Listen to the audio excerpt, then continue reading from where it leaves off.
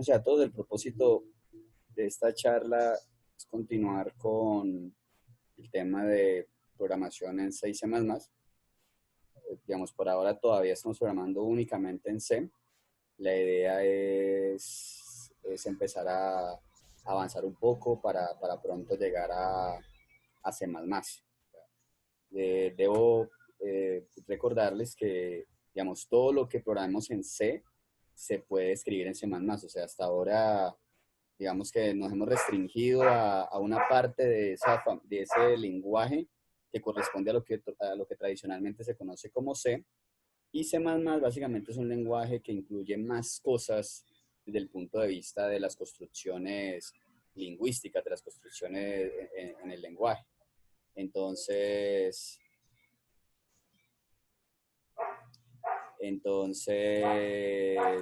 ya digamos, eventualmente empezaremos a mirar qué ocurre, digamos, qué cosas se pueden hacer en C++, que no se pueden hacer en C.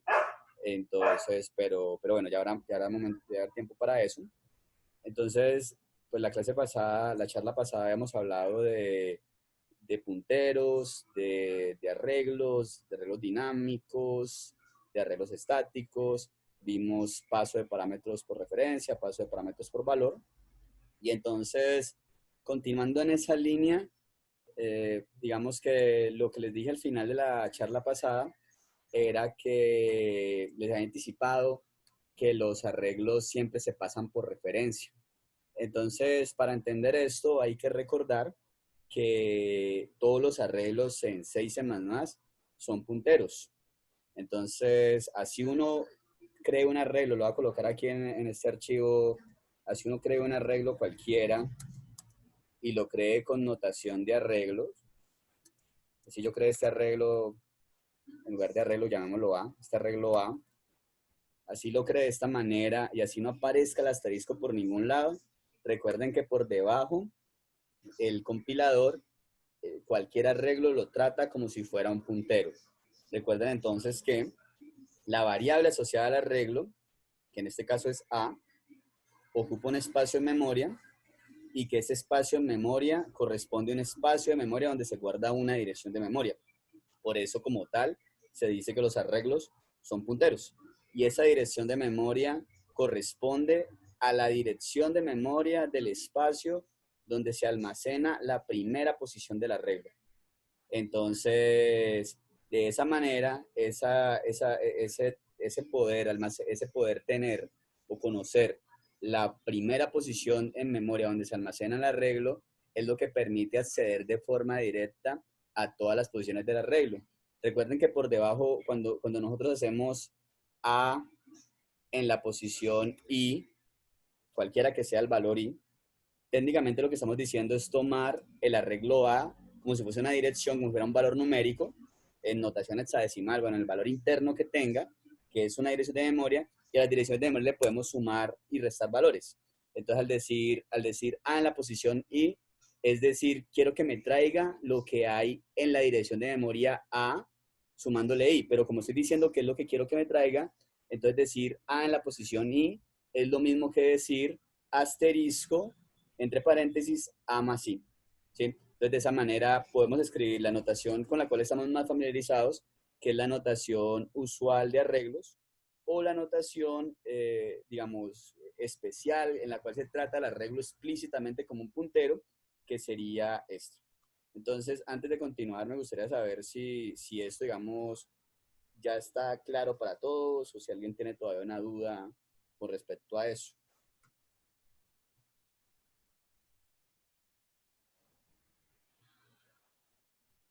Cristian, Joan, Laura, Steven.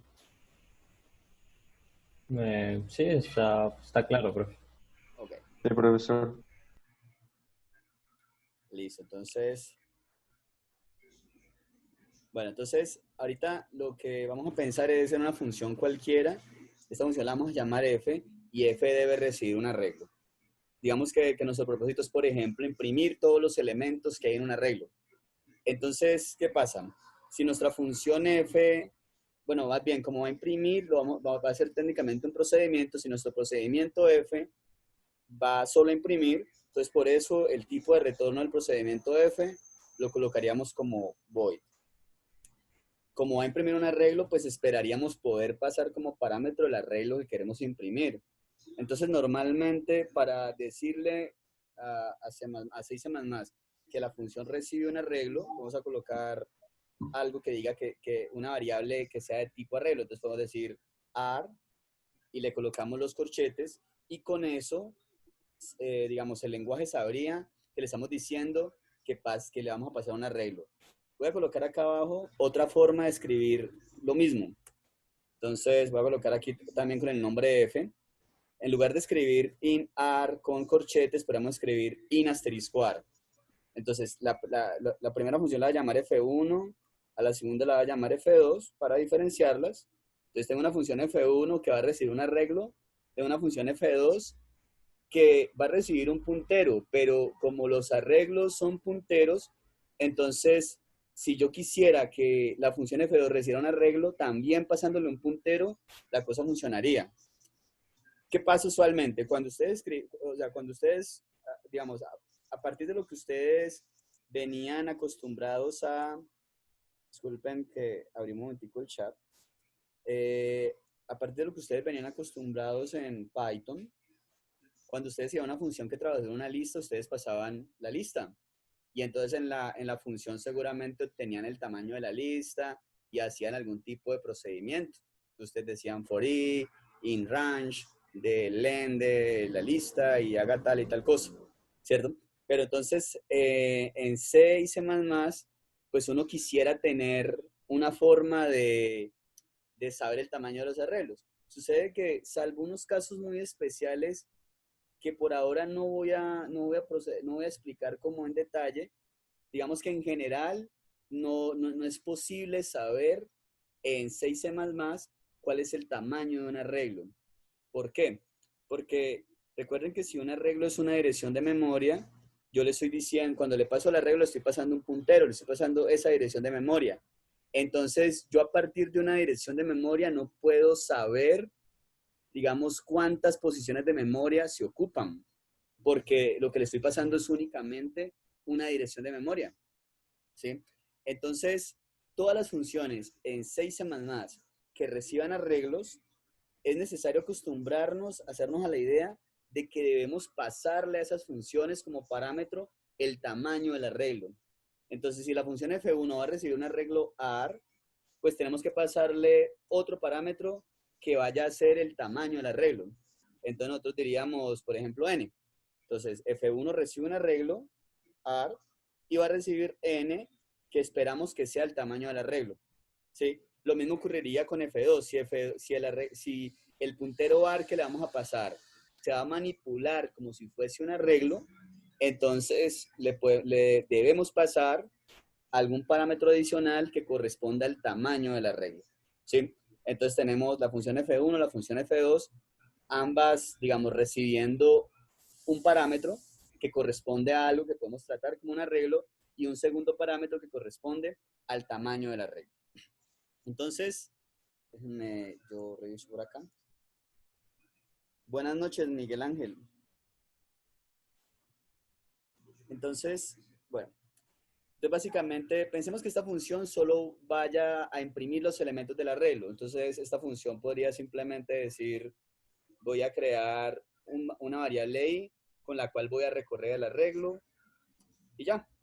Y entonces voy a recorrer el arreglo en un for. Entonces voy a decir, el primer valor que va a tomar la variable i va a ser la primera posición del arreglo, y la primera posición del arreglo es la posición 0. Entonces digo i igual a 0.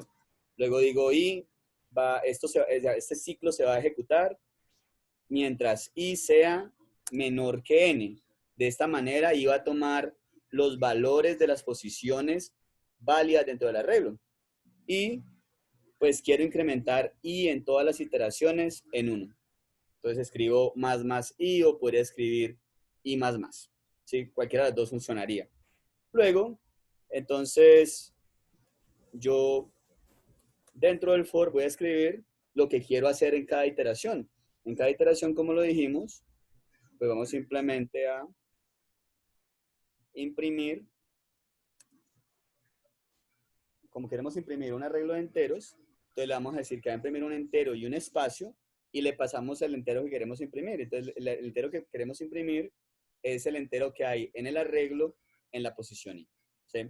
Entonces, esto mismo que colocamos aquí lo podríamos copiar en F2 y en ambos casos debería funcionar. Es claro entonces para todos, digamos, lo que tenemos aquí con respecto a pasar un arreglo como parámetro a una función. Sí, profesor. Sí, profe. Listo. Entonces, bueno, entonces vamos a empezar a hacer, digamos, un ejercicio de programación. Y entonces el ejercicio, pues lo redacté por acá con mi letra, un poco. Me gustaría decirles que esto es porque escribí así en la tableta, pero les estaría mintiendo porque también suelo escribir así en el tablero en las clases presenciales. Entonces, pues esta es mi letra. Algún día espero mejorarla, pero bueno, creo que se entiende. Todos a todos. Bueno, voy a leerles el enunciado y como para traducirles. Entonces dice, escribe un programa en el que se deben sumar los elementos de una regla. Luego vienen unas pautas más precisas sobre lo que queremos hacer. El programa debe leer el número C de casos en la primera línea. O sea, va a leer una línea donde va a haber un número. Ese número me va a decir es cuántos arreglos, o sea, cuántos arreglos quiero sumar sus elementos. Luego dice, luego se leerán C líneas, una por cada caso. Entonces, leo primero un valor C y eso me va a decir que después de esa línea donde leí C, voy a leer C líneas. O sea, si C era 3, entonces después de eso voy a leer 3 líneas. Si C era 10, entonces después de eso voy a leer 10 líneas y así.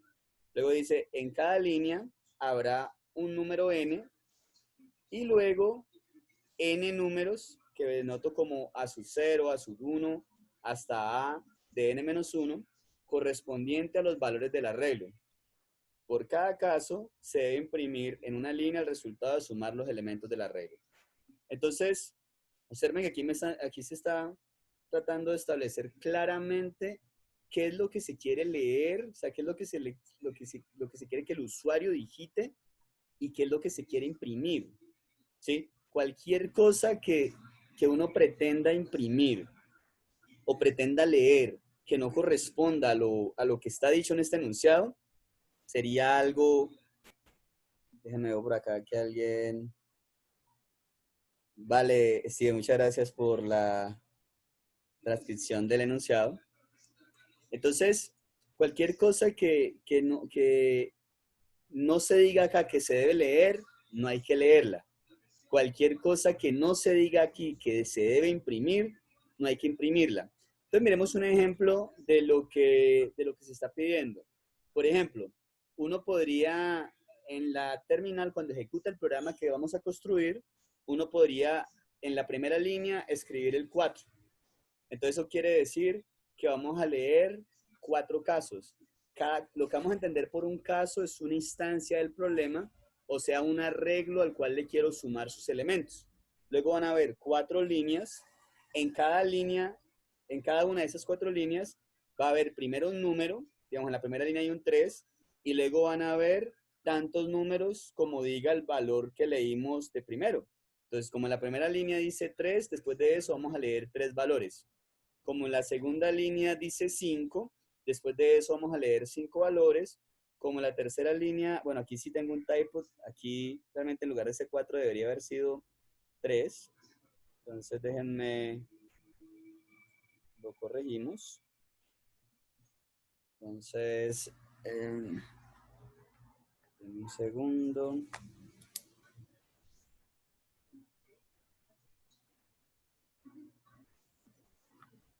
Entonces aquí diríamos realmente que.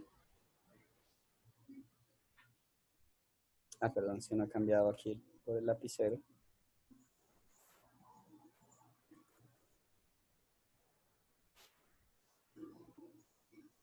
Entonces aquí vamos a encontrarnos un 3. Entonces, En la tercera línea, el primer valor es un 3 y luego aparecen 3 números. En la cuarta línea, el primer valor es un 6 y luego aparecen 6 números. ¿Qué es lo que queremos que el programa imprima? El programa debe imprimir en una línea separada la sumatoria de los elementos de los arreglos de cada caso. Entonces, en el primer caso hay 3 elementos y la suma de esos 3 elementos es 2 más 6 más 8, que es 16. En el segundo caso hay 5 elementos y la suma de esos 5 elementos es 1 menos 1, 3, o sea, 1 más menos 1 más 3 más 1 más 8, y eso da 12. En la tercera línea hay 3 elementos y la sumatoria de esos 3 elementos es 141. En la cuarta línea hay 6 elementos y la sumatoria de esos 6 elementos es 21. Entonces, nuestro programa no debe leer únicamente lo que dijimos, lo que decía el enunciado que se debía leer, y no debe, debe imprimir únicamente lo que se estableció en el enunciado que se debe imprimir. Sí, Laura, respecto a la pregunta, en la plataforma Reddit, digamos que allá normalmente publicamos el enlace del video en YouTube, y también allí también les colocamos el material, PDFs o archivos de C o C++ que utilicen durante la sesión para que ustedes lo utilicen o lo revisen en caso de que lo quieran hacer. ¿Sí? Entonces, la pregunta es, ¿está claro para todos lo que se está solicitando hacer? No. Listo. Digamos, ¿hasta qué parte me entendiste o en qué momento? A ver, lo que yo entiendo es que hay que tener una lista, o bueno, un arreglo, y recorrerlo y sumar los números. ¿Es eso? Sí, ese es como la tarea como central, ¿sí? Pero hay que hacer, digamos, algo más con respecto a la solicitud de la información, ¿sí? Entonces, lo primero vamos a leer es a cuántos arreglos le vamos a sumar los elementos. Entonces, yo voy a, digamos, se va a leer de la terminal, se va a leer, al ejecutar, se va a esperar que el usuario digite un número y ese número va a decir a cuántos arreglos le vamos a sumar sus elementos. Entonces, por ejemplo, tenemos aquí este 4 y este 4 dice, a 4 arreglos les vamos a sumar sus elementos. ¿Eso está claro hasta allí, cierto? Sí. Listo. Entonces luego, para cada uno de esos cuatro arreglos, entonces, o sea, vamos a pasar en una línea, vamos a pasar, como dijimos que van a ser 4 arreglos, vamos a pasar 4 líneas y en cada una de esas líneas se espera que esté allí inicialmente un valor que va a decir cuántos elementos tiene el arreglo. Y luego van a estar los elementos del arreglo. Entonces, por ejemplo, este sería la información del primer arreglo, que sería, tenemos que va a tener 3 elementos. Este primer valor dice, es el propósito de este primer valor. Este primer valor dice, ¿cuántos elementos tenemos? 3. Y luego dice, ¿cuáles son esos elementos? Como aquí dice 3, entonces necesariamente nos vamos a encontrar después de eso con 3 elementos. Luego en la siguiente línea vamos a leer. La idea sería entonces que leamos este 3 que nos dice, bueno, son 3 elementos. Luego leamos los elementos y luego mostremos el resultado. Entonces, leemos el 3, leemos el 2, el 6, el 8 y decimos que la suma de los elementos en el arreglo, simplemente escribimos el total, que es 16. Y esto es lo que escribimos en la terminal. ¿Sí? Luego pasamos al siguiente caso. El siguiente caso es la siguiente línea. Entonces, la siguiente línea, decimos, el arreglo o la lista de elementos que vamos a tener tiene 5 elementos y luego leemos los 5 elementos que hay en la lista. Y entonces después de leer estos 5 elementos de la lista, pues debemos sumar esos elementos y entonces mostrar el resultado de hacer esa suma, que en ese caso sería este 12 que aparecería en la salida. Luego, para el tercer caso sería, la lista el arreglo va a tener 3 elementos, luego leemos los 3 elementos y mostramos el resultado de sumar esos 3 elementos, que en este caso es 141. Y luego el cuarto caso va a tener 6 elementos, luego me pasan los 6 elementos y voy a tener entonces la suma de esos elementos. Entonces la cosa funcionaría de la siguiente manera. Antes de mostrarles la solución, les voy a mostrar, digamos, el programa resuelto en ejecución. Entonces, este es mi programa. Mi programa va a estar esperando que el usuario digite la información de acuerdo a, a la estructura que dijimos. Entonces, lo primero que debe recibir, lo primero que se debe leer es cuántos casos va a procesar. Entonces decimos 4 casos. Entonces, damos enter. Entonces ya dijimos allí, mire, vamos a tratar 4 casos. Entonces luego vamos a pasar la información de cada uno de los casos. Entonces decimos, mire, pasa el 3. O sea, este primer caso va a tener 3 elementos y luego va a leer los valores de esos 3 elementos. Entonces le paso el 2, el 6 y el 8. Entonces cuando demos enter, él va a leer ese 3 diciendo que hay 3 elementos, va a leer los valores de los 3 elementos y debería sumar. Y entonces al hacer esto, bueno, perdón, este no es el programa, no lo he compilado. Les pido excusas. Entonces déjenme, antes de mostrarles el código fuente de ese programa, lo voy a compilar.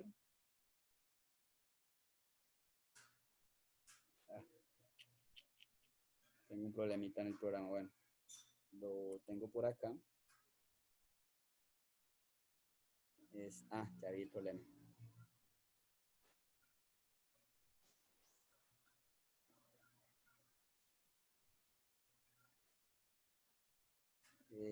Déjenme, disculpen.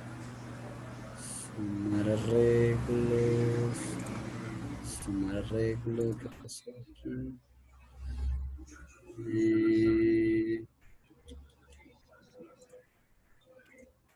Disculpen un momento.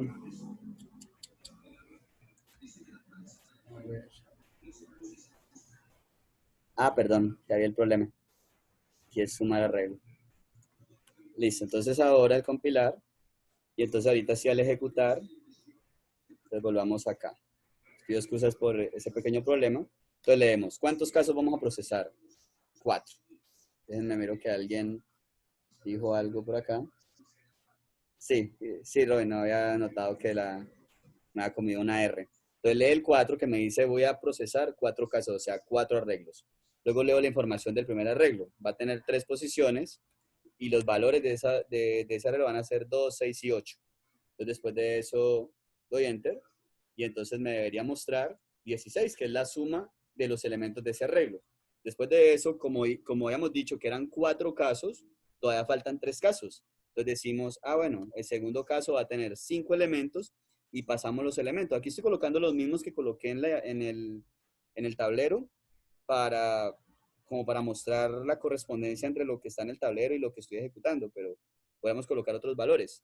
Entonces decimos 3, 1 menos 1, 3, 1 y 8. Serían los 5 valores, le damos enter y nos dice que la suma de esos 5 elementos es 12. Luego ya procesó 2 casos, quedan faltando 2 casos. Entonces decimos, bueno, el tercer caso va a tener 3 elementos, va a tener 9, 11 y 121, y entonces va a leer esa información, lee la información, suma esos 3 elementos, eso da 141, ya procesó 3 casos, queda pendiente un caso, y entonces dice que va a tener 6 elementos y que los elementos van a ser 1, 2, 3, 4, 5 y 6. Y entonces lee esa información y nos devuelve que 21 es la suma de los elementos que hay en ese arreglo. Entonces, digamos que esta sería la dinámica del programa que digamos, se solicitaba en este ejercicio. ¿Está claro para todos intuitivamente lo que hace el programa? Todavía no hemos visto cómo lo hace, o sea, todavía no hemos visto, no hemos explicado el código, pero quiero saber si está claro entonces, si esto sí corresponde a lo que habían entendido de la descripción del problema. Ahora sí, profesor. Sí, profe. Listo. Entonces, observen algo. Yo sé que ustedes vienen acostumbrados a imprimir muchas cosas, porque yo no sé por qué en introducción a la programación los colocan a imprimir mensajes y cosas así, digite el número, digite tal cosa, ¿sí? Pero observen que aquí, aunque nosotros esperamos que el usuario digite cierta información, pues nosotros no le vamos no vamos a escribir mensajes solicitando la información porque en la descripción del problema no nos están diciendo que imprimamos mensajes pidiendo la información, ¿sí? Tampoco uno a veces quisiera decir, en lugar de imprimir solo el 16, por ejemplo, uno quisiera imprimir la suma de los elementos del arreglo 16, ¿sí? Sin embargo, eso solo sería válido si eso es lo que se solicita en el enunciado del problema. Pero en el enunciado de este problema, tal cual como se los presenté hace un momento, digamos que no nos dicen que tenemos que imprimir esos mensajes, ni que tenemos que mostrar mensajes solicitando la información. Lo que nos dicen es que podemos asumir que el usuario va a digitar la información siguiendo la estructura que dice allí. Entonces, ¿hay alguna duda hasta aquí? Déjenme, miro por acá el chat. No, profe. No, profe, todo está claro. Listo, entonces vamos a ver cómo resolver este problema. Observen que yo podría, en lugar de haber escrito 4, poder haber escrito 20 casos. Obviamente no voy a escribir la información de los 20 casos, pero poder haber escrito 20, poder haber escrito, voy a recibir 8 elementos y recibir el 1, el 1000, el 230, el 4, el 5, el 6, el 7 y el 8, por ejemplo. Y entonces allí nos muestra que la suma de esos elementos es 1261. Y después de eso tendría que pasar la información de 19 casos hasta que el usuario termine. ¿Sí? O sea, hasta que se haya digitado la información de los 20 casos y se haya devuelto el resultado de cada uno de los casos correctamente. Entonces miremos cómo implementaríamos la solución a este problema. Entonces tenemos, digamos, lo que denominamos las cabeceras, que son, digamos, es como similar a lo que ustedes colocaban en Python con import, ¿sí? Aquí en 6 se coloca con include y entre menor que y mayor que se coloca el nombre de la biblioteca que se va a añadir. Entonces, básicamente, digamos que hay una serie de bibliotecas estándar que se suelen utilizar por defecto, entonces que son las bibliotecas stdio, stdlib y stream. ¿Sí? Realmente para lo que estamos haciendo en esta función sería suficiente con solo incluir stdio. ¿Sí? Pero es una buena práctica incluir, digamos, las comunes para luego no estar, para, digamos, no tener que revisar si utilizamos algo o no lo utilizamos. Mejor la colocamos y no nos preocupamos por esa verificación. Entonces, ¿qué vamos a tener primero? Como el propósito central del problema es sumar los elementos de un arreglo, entonces vamos a crear una función que sume los elementos de un arreglo. Entonces esta función, pues uno diría, ¿cuál es el tipo de retorno? Como va a sumar los elementos de un arreglo de enteros, entonces pues la suma de muchos enteros, pues también es un entero. Entonces por eso el tipo de retorno de la función suma al arreglo va a ser también int. Luego, entonces, como parámetro lo vamos a pasar. Como vamos a sumar un arreglo, le tenemos que pasar el arreglo al cual vamos a sumar los elementos. Entonces le decimos como parámetro va a recibir A y le pasamos el tamaño del arreglo. Entonces le pasamos N, que es cuántos elementos tiene el arreglo. Recuerden que siempre que escribimos una función que recibe arreglos, por buenas prácticas y porque por lo general no se puede calcular el tamaño de un arreglo explícitamente, vamos a pasar el tamaño del arreglo en un parámetro adicional. Entonces, ¿qué vamos a hacer aquí? Vamos a declarar dos variables.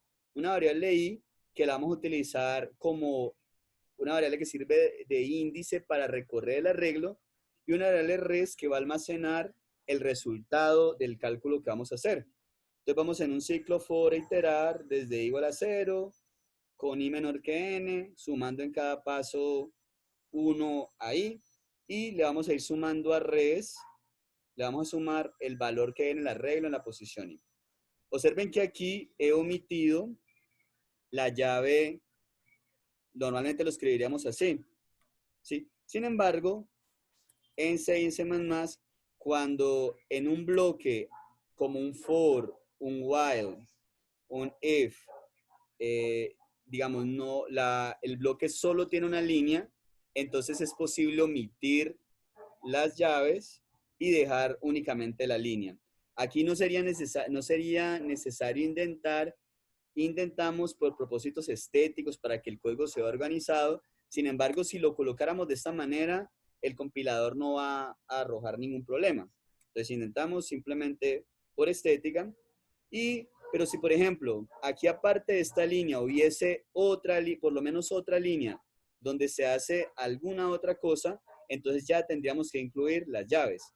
Si tuviésemos más de una línea dentro del for y omitiéramos las llaves, eso genera un error porque la segunda línea, el lenguaje la interpretaría como si estuviera por fuera del for. Entonces recuerden, se puede omitir las llaves para los for, para los if, para los while, siempre y cuando el bloque correspondiente al for, el bloque correspondiente al if, tenga una sola línea, como en este caso.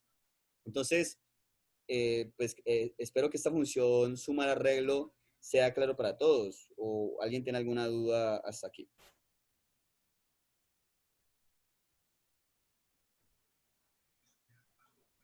Todo claro, profe.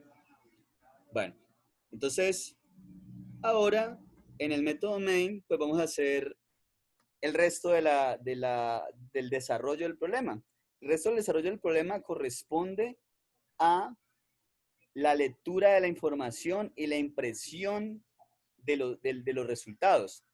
Entonces, observen que aquí no nos dicen, digamos, cuál es el tamaño máximo de los arreglos.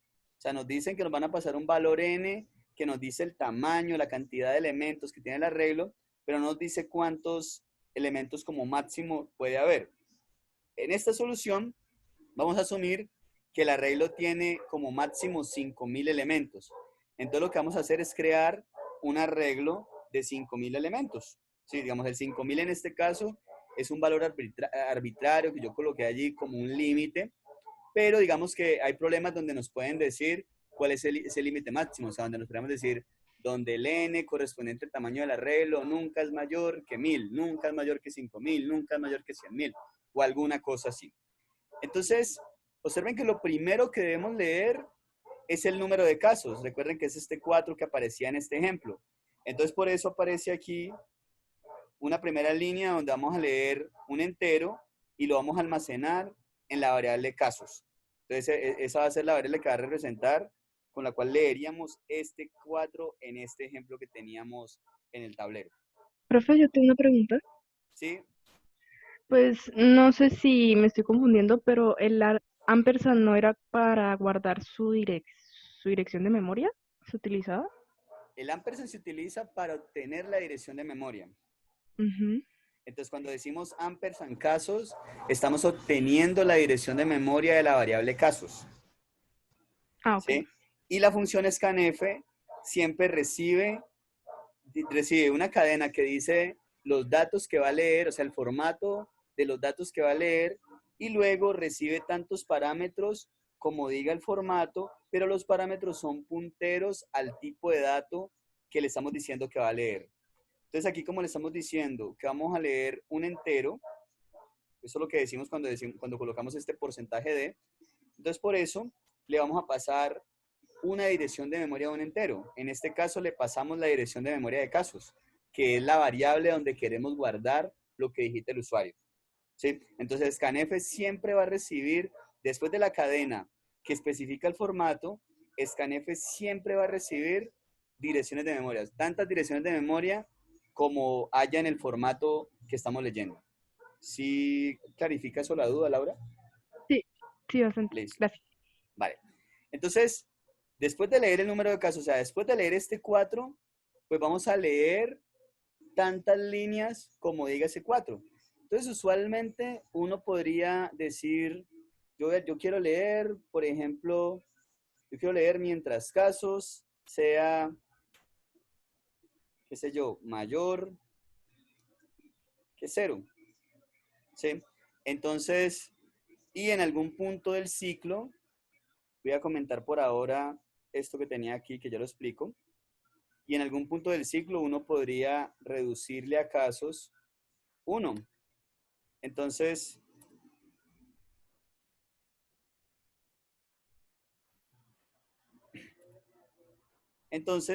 aquí leemos el número de casos. como casos es 4 en este ejemplo, entonces decimos 4 es mayor que 0, sí. Entonces viene y va a hacer todo este proceso que aún no he explicado, y después de eso se le resta 1 a casos. Entonces casos pasa a ser 3. Luego dice, 3 es mayor que 0, sí. Viene y se repite el proceso y se le resta 1 a casos y casos se vuelve 2. Luego dice, 2 es mayor que 0, sí. Viene y se repite el proceso, se le resta 1 a casos, se vuelve 1. Dice 1 es mayor que 0, sí. Se lee todo, se repite el proceso, se le resta 1 a casos se vuelve 0. Como 0 no es mayor que 0, termina. Y de esa manera habría hecho 4 veces lo que, digamos, el proceso que está dentro del while. Esta es una forma de escribirlo. Casos mayor que 0, colocando por acá casos menos menos.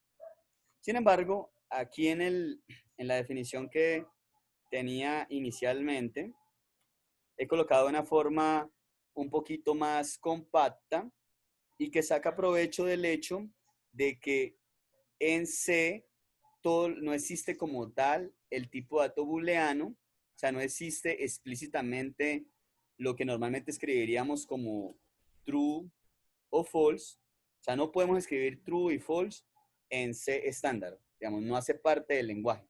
Si escribiésemos true o false en C, en el C estándar, aparecería un error, nos diría, yo no sé qué es true y qué es false. Entonces, sin embargo, eso no significa que no se trabaje con los conceptos de valores booleanos. Entonces, en C, recuerden como lo explicaba Robin en la primera charla que vimos hace algunas semanas, en C, los números enteros se utilizan como si fuesen booleanos. ¿De qué manera? Cuando un número entero, cuando el valor del número es 0, C lo interpreta como si fuese falso, y cualquier número diferente de 0, C lo interpreta como si fuese verdadero. Entonces, observen lo siguiente. Recuerden que la instrucción casos menos menos toma el valor que tiene casos, lo procesa y luego le resta 1 a casos.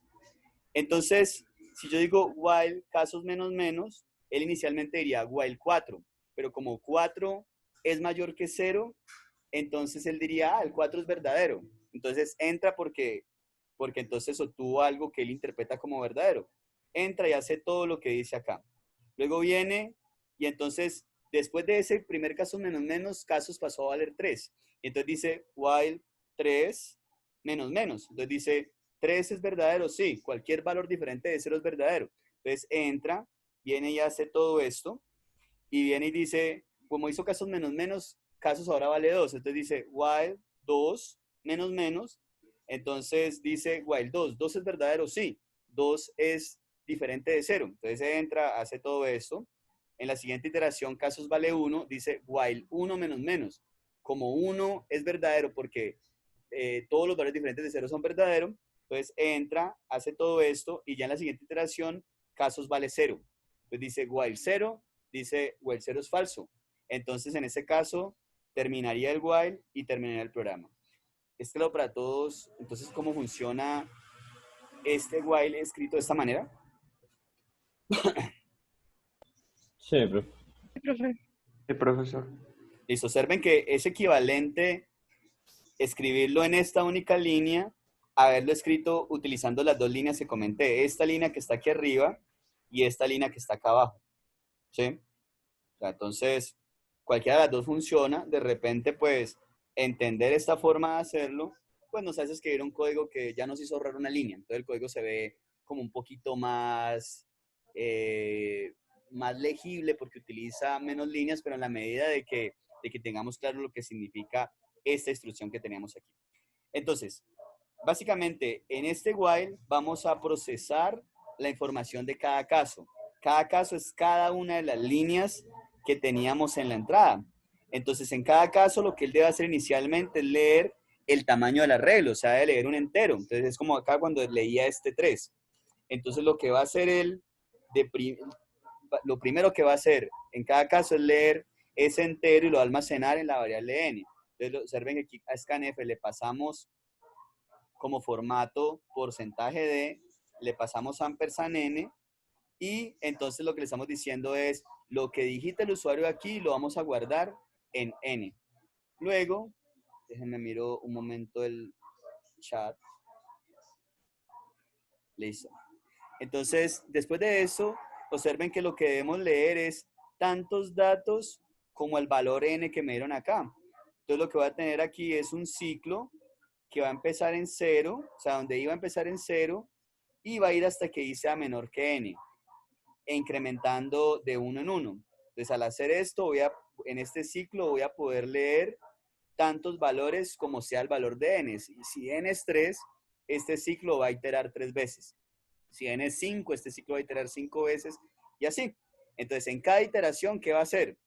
Va a leer un número entero, y ese número entero, ¿dónde lo va a guardar? Ese número entero lo va a guardar en el arreglo que tenemos por acá. Entonces, cuando i valga 0, va a estar leyendo el valor que está en el arreglo en la posición 0. Cuando i valga 1, va a estar leyendo lo que va a ir en el arreglo en la posición 1. Cuando i valga 2, lo que hay en el arreglo en la posición 2, y así hasta la posición n-1. Observen aquí la anotación.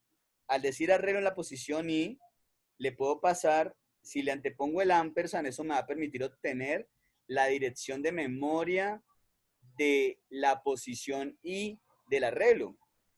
Pero podríamos haberlo escrito de otra manera, que es la forma que está comentado aquí abajo. Otra forma es utilizar el hecho de que todos los arreglos son punteros. Al ser todos los arreglos punteros, yo puedo escribir esta línea equivalente a la anterior. Y es básicamente decir, mire, lo que lea aquí lo va a almacenar en esta dirección de memoria. ¿Y qué dirección de memoria es? Es la dirección de memoria que corresponde a la dirección de memoria que hay en la variable arreglo, sumándole el valor de i. Entonces, esta instrucción que está aquí es equivalente, produce el mismo efecto que la instrucción que está arriba, que está comentada. ¿Es claro para todos lo que hace esa línea?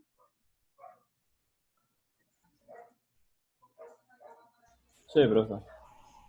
Okay. Listo. Bueno, no sé. Buenas noches a Ninjasaurio. Bueno, soy yo, Fabián Antoa otra vez. Ah, hola Fabián. Reinstalé Vale. eso. Listo. ¿Está claro hasta ahora todo? Bien, cámbiate el nombre. Sí. Vale. Listo. Entonces, después de leer los n elementos, lo que hacemos es invocar a la función sumar arreglo con el arreglo, pasándole el tamaño que es n, y guardamos el resultado de sumar arreglo en la variable t, y posteriormente imprimimos lo que está en la variable t. Digamos, eso se va a repetir tantas veces como el número de casos que me indicaron, y este sería básicamente el programa que da solución al problema que vimos inicialmente y que era el programa que les mostré en ejecución hace unos minutos. ¿Está claro para todos entonces lo que hicimos aquí? Sí, profesor. Sí. Listo. Una pregunta que les hago a todos. No sé si ya todos han descargado C, si ya, digamos, han podido practicar algo de lo que hemos visto.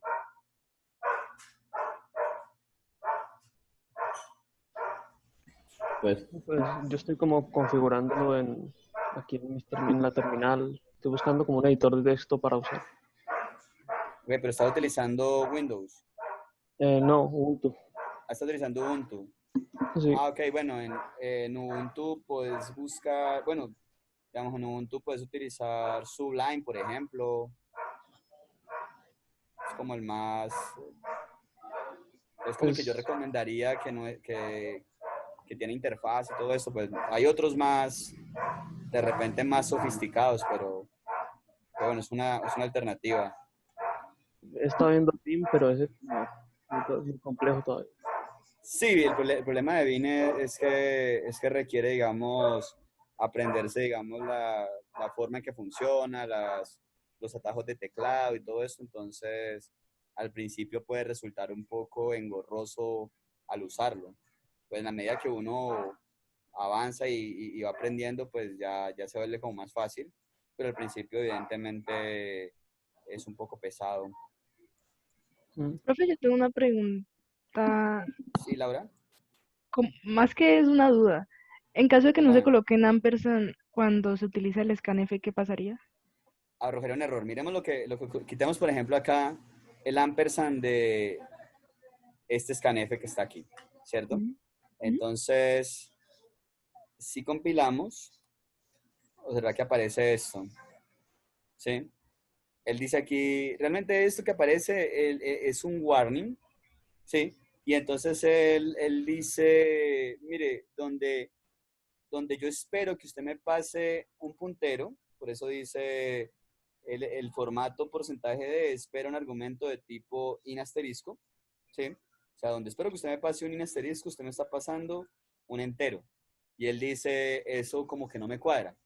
Pero él lo coloca como un warning, o sea, él dice, yo le advierto de que eso está como malo, aunque sin embargo le dejo pasar el programa. O sea, cuando usted compila y lo único que aparece son warnings, entonces el compilador le aceptó el programa, pero le advirtió de que usted estaba haciendo algo raro, entonces que eso puede generar que el programa falle. ¿Sí? Aquí hizo eso. Miremos qué ocurriría si ejecutamos este programa.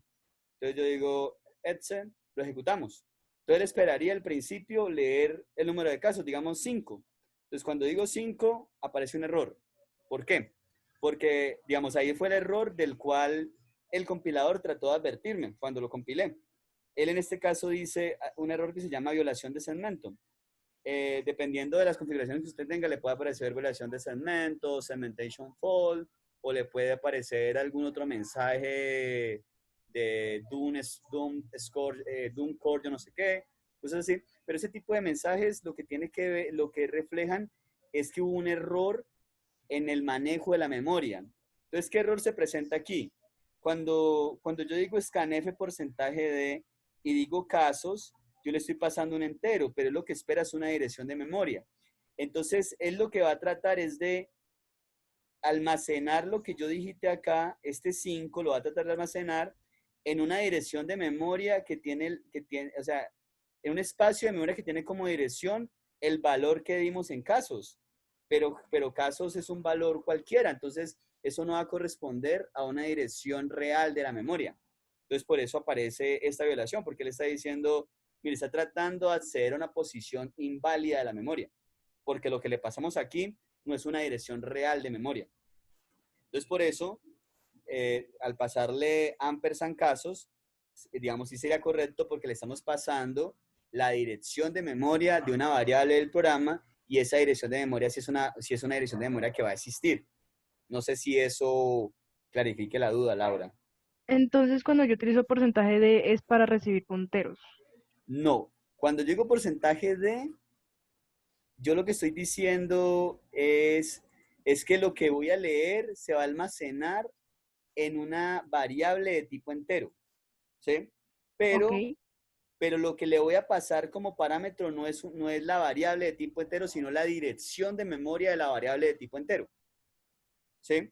Entonces, si yo quiero Ok. leer algo y guardarlo en casos, entonces le digo que va a leer un entero, pero le paso la dirección de memoria de casos, Está bien. Ahora ¿sí? sí. Entonces le digo cuál es el tipo de lo que va a leer, pero le paso la dirección de memoria de la variable donde la quiero almacenar.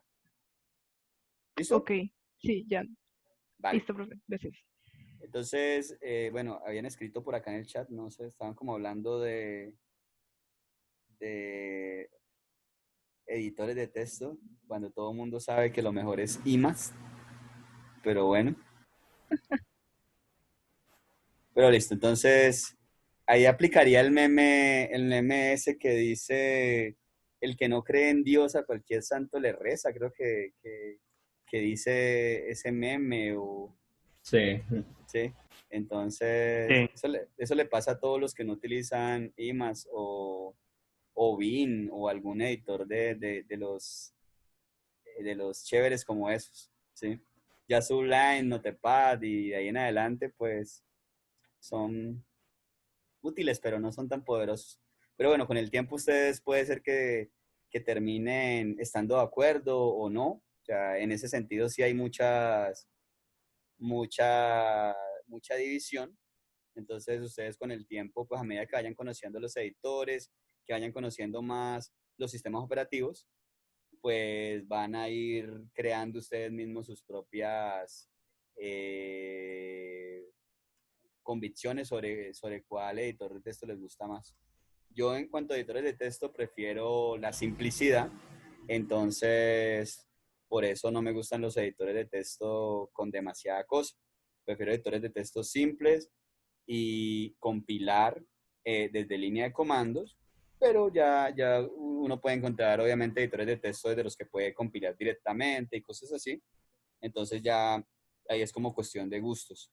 Realmente en ese sentido lo único es que como yo no utilizo editores de texto especializados, pues normalmente no puedo orientarlos mucho cuando tienen algún tipo de problema en el editor de texto donde están trabajando. O sea, usted me dice, por ejemplo, no, profe, es que estoy utilizando el editor X y me aparece tal problema. Entonces yo ahí pues como no utilizo ese editor, pues le diré, no, pues honestamente no sabría cómo ayudarte porque no utilizo el editor.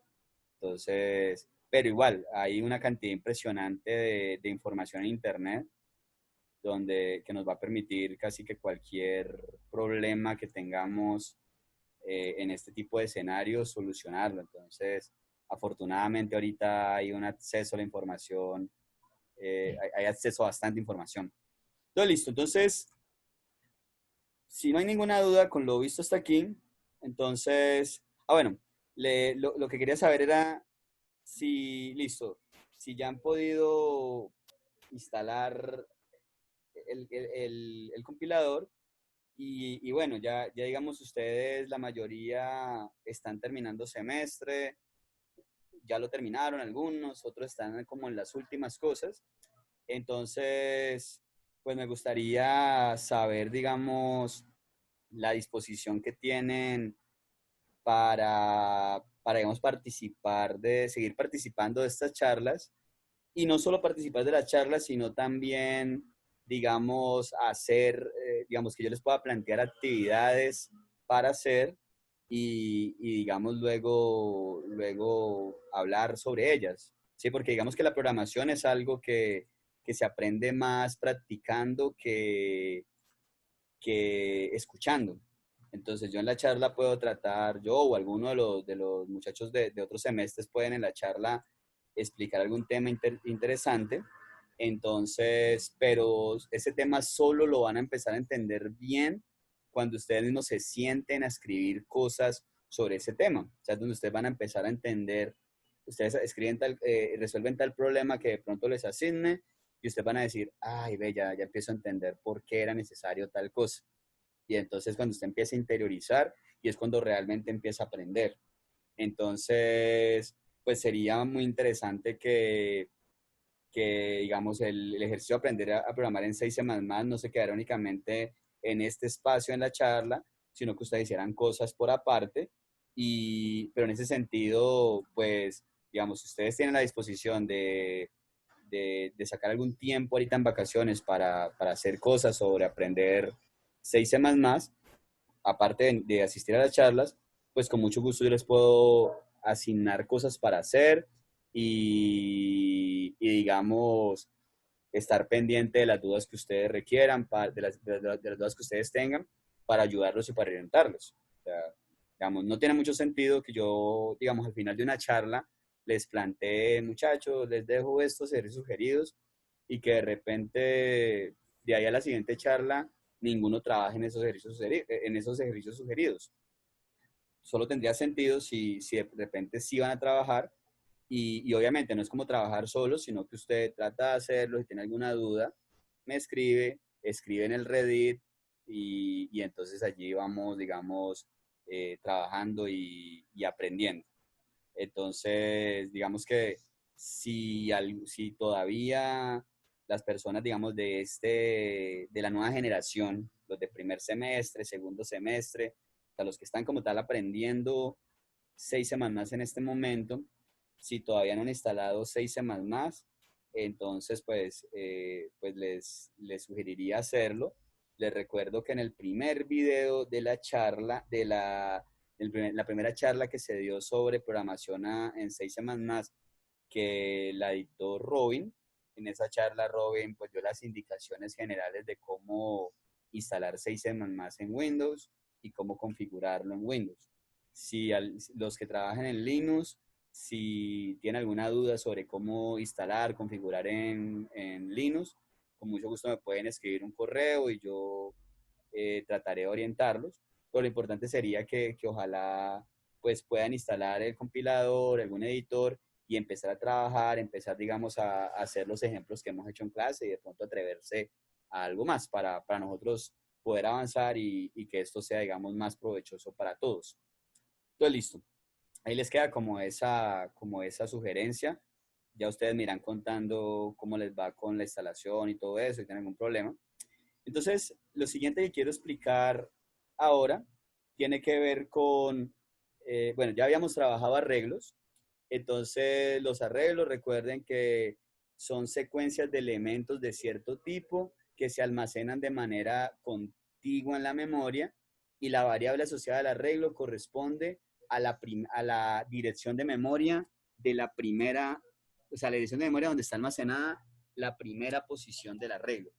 Entonces, hay un tipo de arreglo especial que se llama lo que se denominan arreglo de caracteres. Entonces, seguramente ustedes en Python puede que estén más familiarizados con trabajar cadenas y escribir cadenas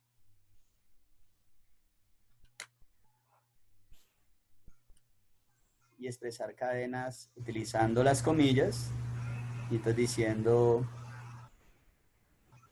hola. O sea, en Python usted podía escribir eso, usted puede decir que alguna variable s era igual a hola. Pero también pueden escribir en Python que una variable s era igual a una lista donde el primer elemento es el carácter h, donde el segundo elemento es el carácter o, donde el tercer elemento es el carácter l y donde el cuarto elemento es el carácter a. O sea, todos están familiarizados entonces con entender los arreglos como listas de caracteres, ¿cierto? Sí, Perdón, las cadenas como listas de caracteres. Sí, bro. Listo. Entonces, en 6 semanas ocurre algo similar. O sea, uno podría, en algunos contextos, escribir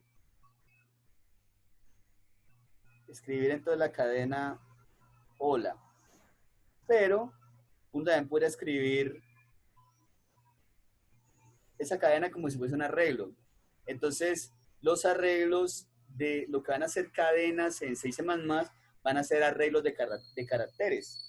Entonces vamos a tener, por ejemplo, algo llamado char, la variable se llama cat, y decimos corchetes, y entonces podemos decir que es un arreglo cuyo primer elemento es una h, cuyo segundo elemento es una o, cuyo tercer elemento es la l, cuyo cuarto elemento es la a, ¿sí?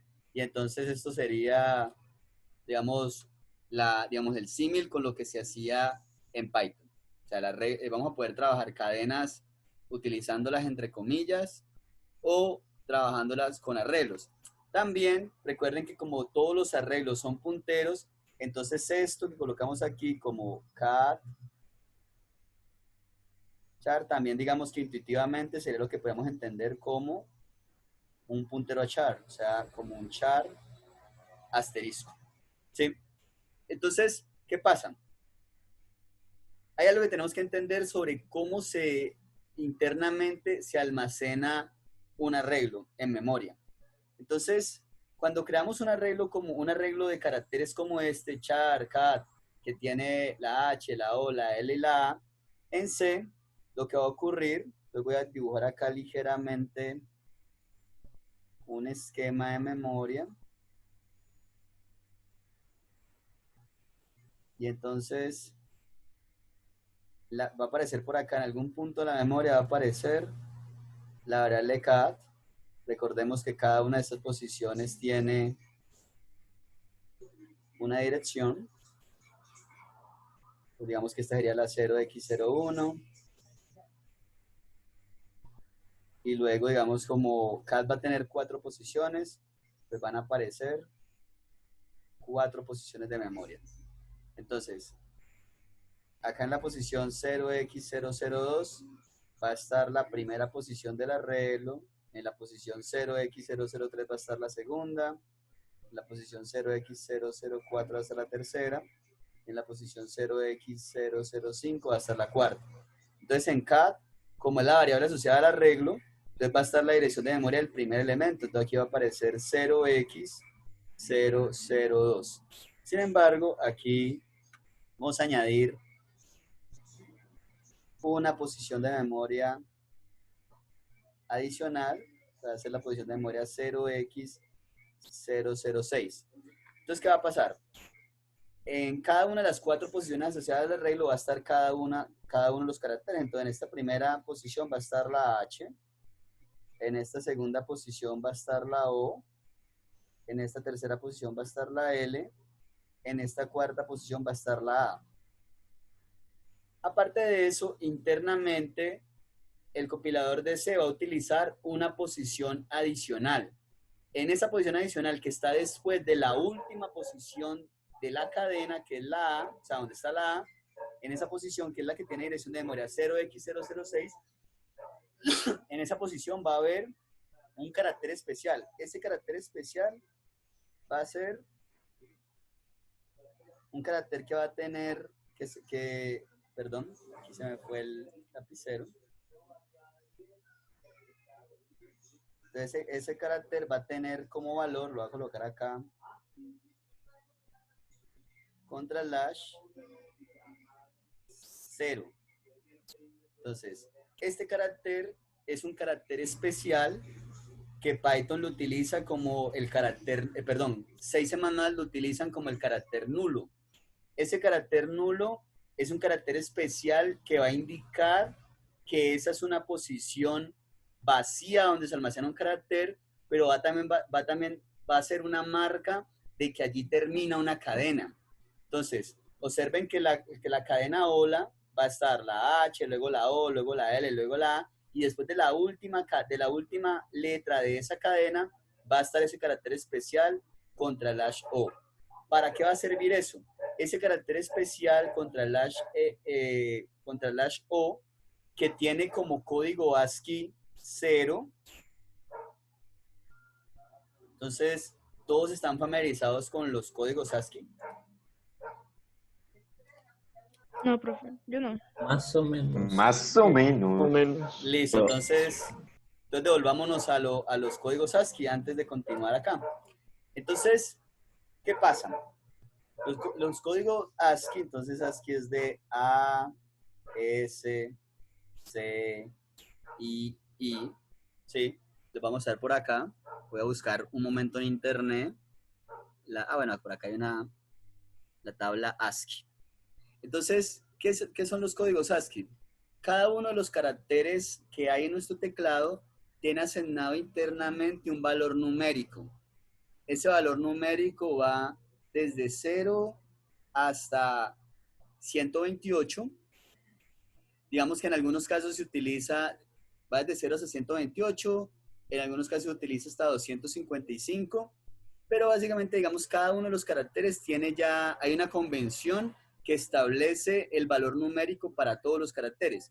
Entonces, en esta tabla, ustedes al colocar en Google ASCII, tabla ASCII, ASCII table, lo que sea, le va a aparecer algo similar a esto.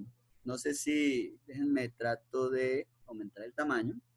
Entonces, para cada carácter, entonces nos serviremos por acá los caracteres. Por ejemplo, por acá aparece la A mayúscula. Entonces, aquí dice los valores en ASCII de la A mayúscula, en notación HTML, en notación octal, en notación hexadecimal y en notación decimal. Entonces nos está diciendo que el valor ASCII de la A mayúscula es 65, que el valor ASCII de la B mayúscula es 66. Y observen que las letras mayúsculas están contiguas, entonces el valor ASCII de la A mayúscula es 65, el de la B mayúscula es 66, el de la C mayúscula es 67, y así hasta la Z mayúscula, que tiene código ASCII 90. También las letras minúsculas tienen un código, el código ASCII. Entonces, la letra A minúscula es el código ASCII 97, la letra B minúscula es el 98, y así hasta la Z minúscula, que es la que tiene el código ASCII 122. Hay un carácter especial por acá que tiene código ASCII 0, que es lo que normalmente se conocería como null, y que también, aunque aquí no se muestra, es un código cuando lo queremos explícitamente escribir, lo escribiríamos así, lo escribiríamos como entre comillas simples contra el slash 0. Ese entre comillas simple contra el slash 0 es el carácter que representa el carácter con código ASCII 0. Aquí hay que hacer una precisión que no es lo mismo el código ASCII, o sea, el carácter, no es lo mismo el carácter que tiene únicamente el 0 al carácter que tiene contra el slash 0. Estas dos cosas son distintas. El carácter que tiene el 0 tiene código ASCII, aparece por acá, tiene código ASCII 48. El carácter que va contra el slash 0 tiene como código ASCII 0.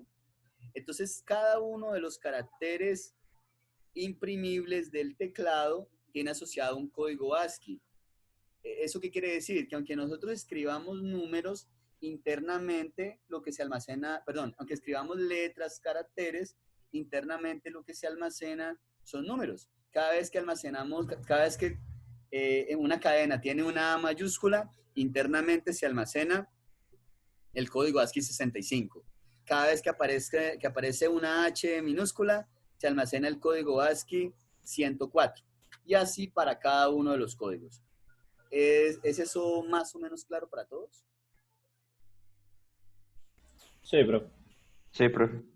Listo, entonces, eso nos permite, el código ASCII nos va a permitir jugar con algunas cosas interesantes sobre las cadenas. Luego, en otras charlas hablaremos sobre eso, pero por ahora es importante entender, cada carácter tiene asociado un número.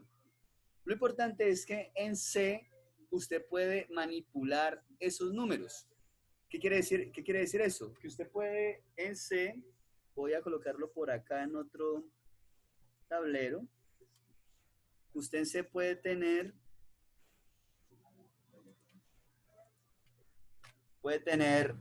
alguna variable de tipo char, pues digamos char D, y entonces usted puede decir,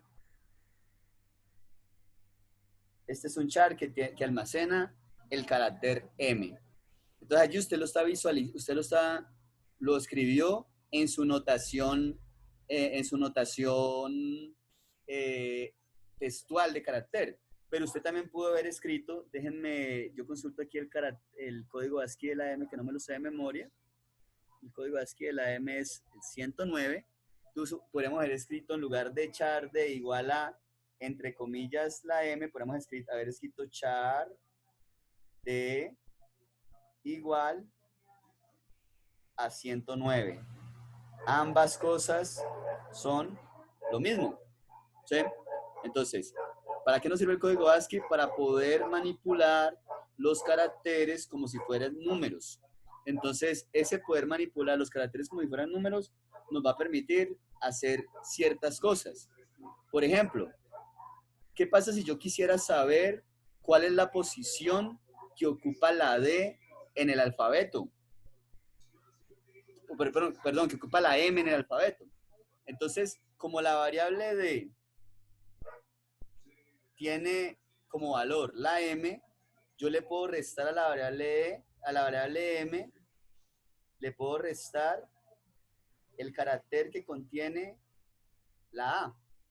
Entonces, si a la M le resto el valor que tiene la A, entonces, por ejemplo, la M dijimos que tenía código ASCII 109, la A tiene código ASCII 97. Eso quiere decir que la M, al hacer esa resta, nos va a dar 12. Eso quiere decir que la M, esto sería intuitivamente igual a 12. Eso querría decir que la M ocupa la posición 12 en el alfabeto, o sea, entre las letras minúsculas es la que está en la posición 12.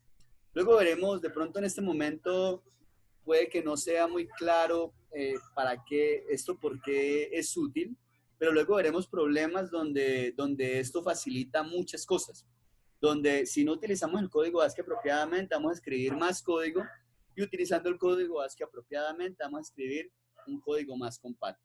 Por ahora lo importante es tener claro que los caracteres tienen asociado, cada carácter tiene asociado un valor numérico y ese valor numérico se conoce como el código ASCII. ¿Sí? Ese valor numérico ya es estándar. O sea, en todos los lenguajes se cumple eso.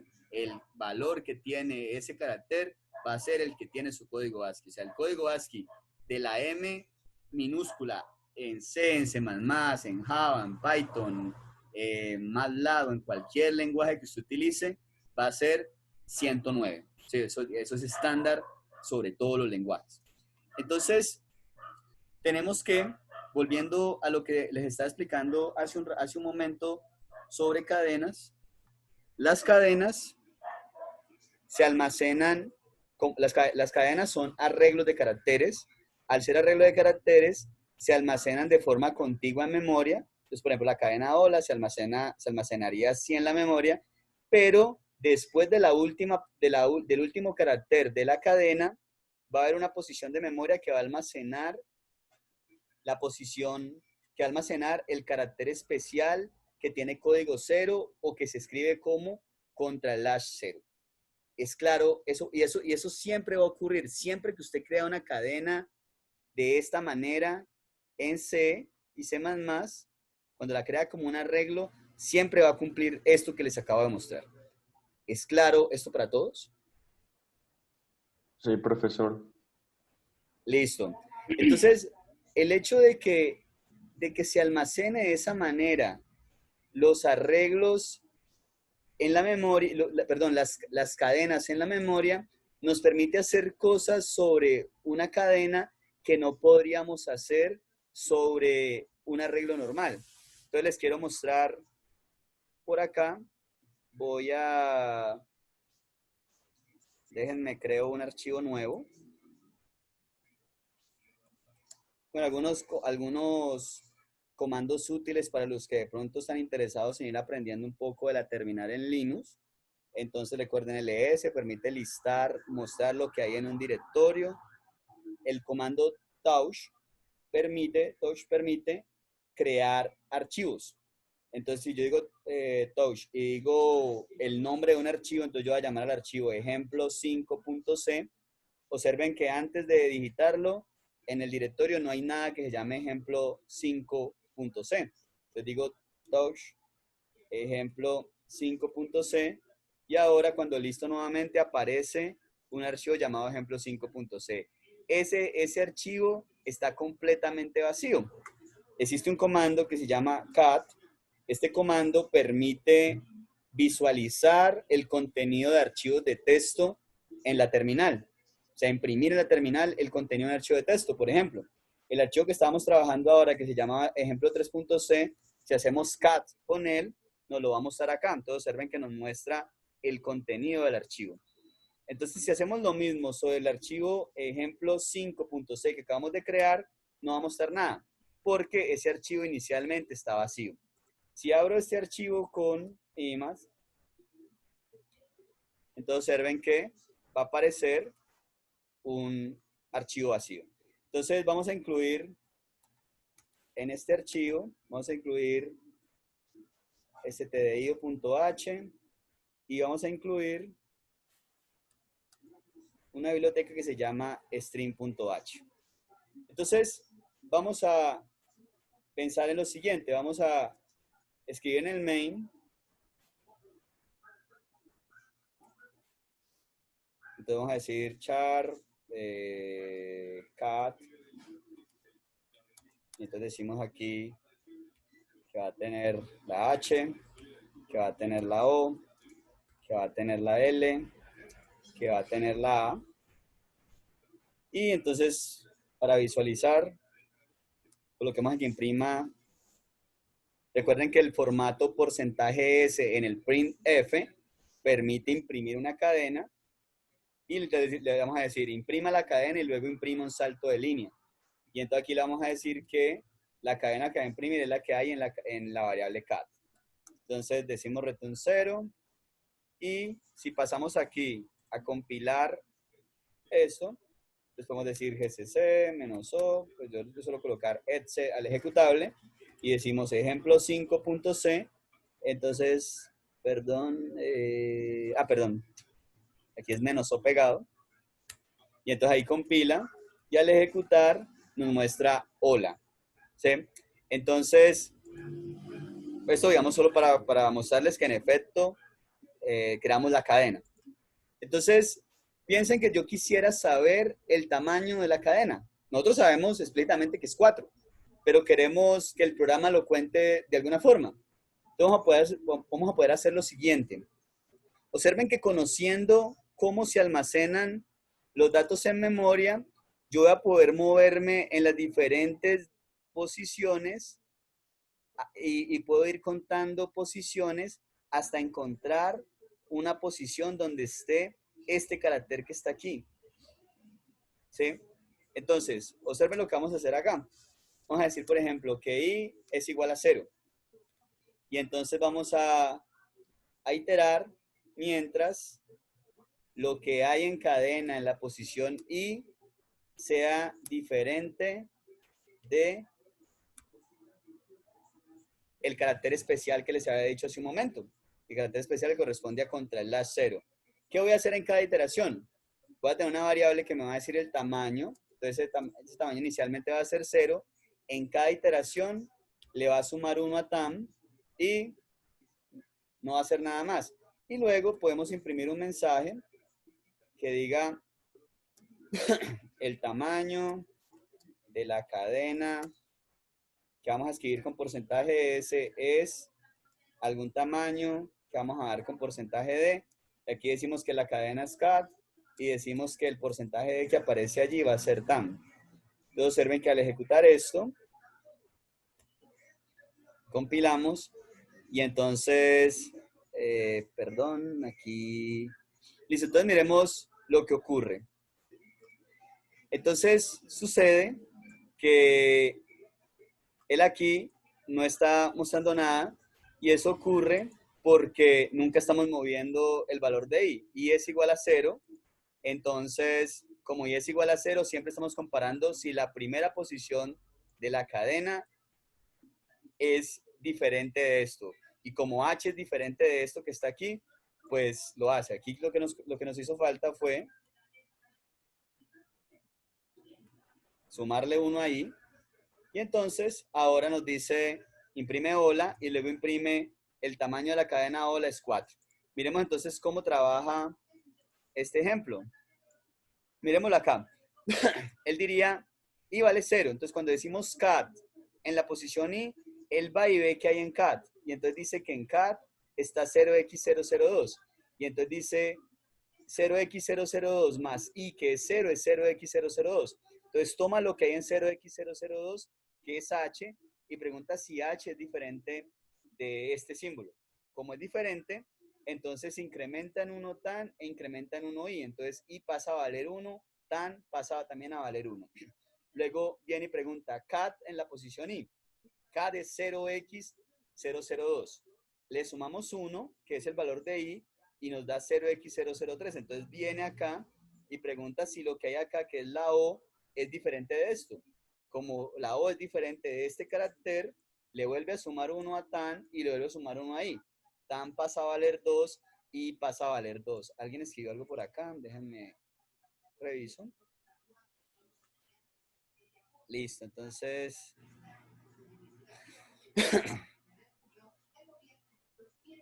listo, bueno.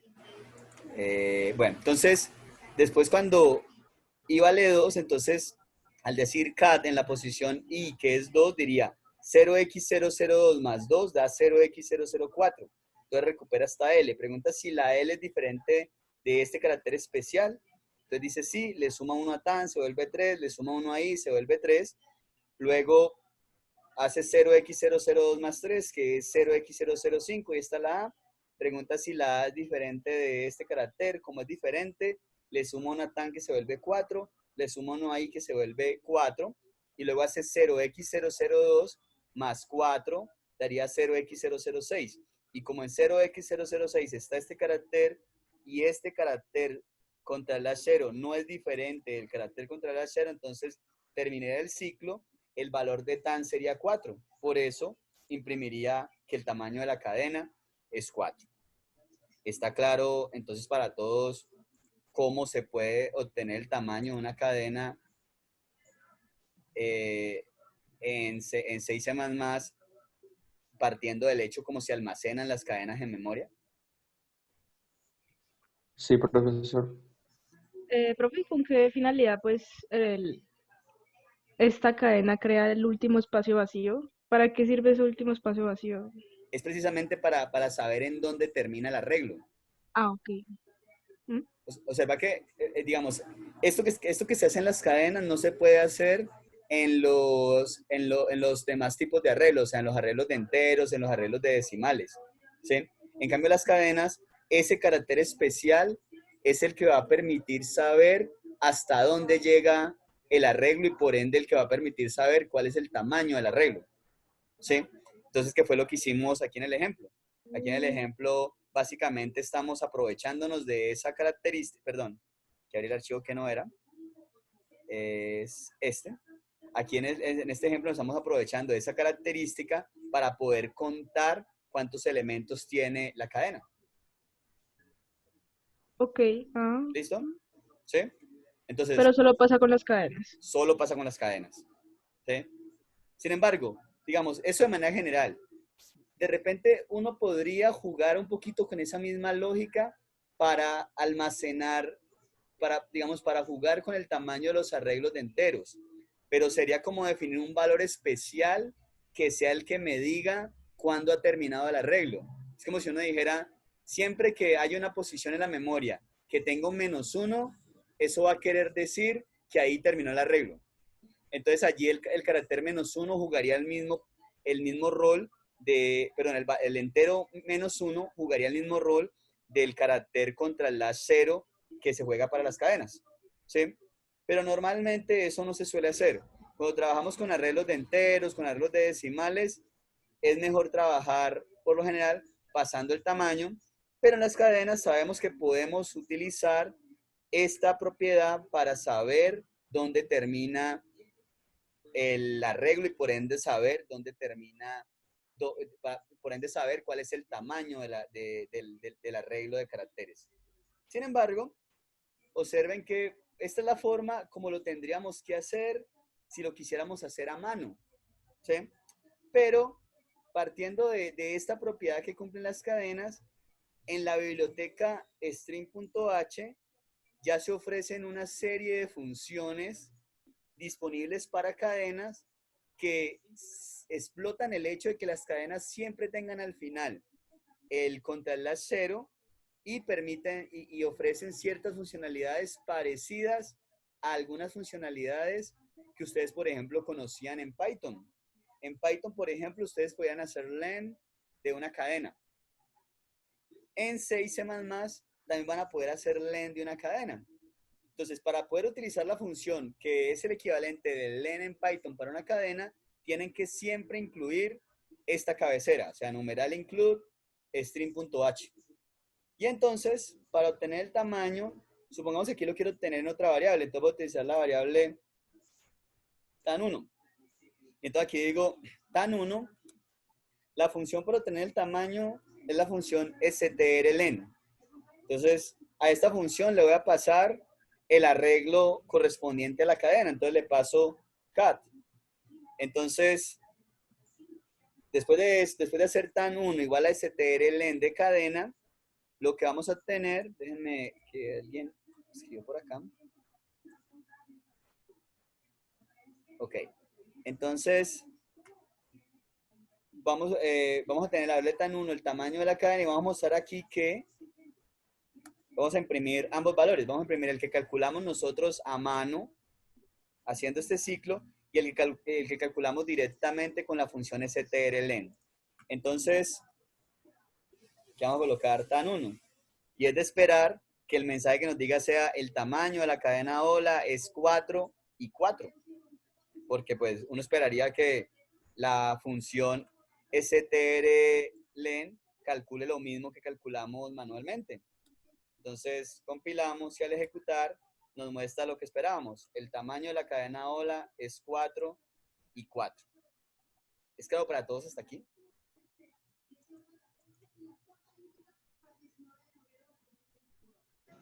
Sí. Listo. Entonces, ustedes en Python normalmente podían hacer algo como lo siguiente. Ustedes podían, lo voy a escribir acá en Emacs. Ustedes podrían colocar, si hay una cadena S, ustedes podían decir S igual a alguna cosa. Ustedes pueden decir S igual a hola. Y esta comparación en Python les permitió a ustedes verificar si la cadena S, si la variable S era una cadena que tenía como contenido hola. En C++, no, digamos, por defecto en C, no se ofrece exactamente esto. Se ofrece una función que permite hacer casi lo mismo, pero lo hace con una notación un poco diferente. Entonces, por ejemplo, imaginemos que nosotros quisiéramos verificar si intuitivamente lo que queremos verificar es si la cadena cat es igual, por ejemplo, a mundo. Entonces, nosotros en Python escribiríamos cat igual mundo. En C++ no podemos escribir esto. Bueno, en C no, en C++ sí, pero eso lo veremos luego y les explicaré por qué. En C escribiríamos lo siguiente. Hay una función en esta biblioteca, en string.h. Esa función se llama strcmp y esta función recibe dos parámetros. Recibe las dos cadenas que quiero comparar. Entonces, digamos, si yo quiero comparar cat, lo quiero comparar con mundo. Entonces escribo cat y mundo de esta manera. Esta función se comporta de la siguiente manera. Esta función va a retornar un valor menor que 0 si la variable cat, bueno, dejémoslo por ahora de esta manera. Esta función va a retornar un valor igual a 0 si las dos cadenas son lo mismo, o sea, si tienen el mismo contenido, y va a retornar un valor diferente de 0 si no tienen el mismo contenido.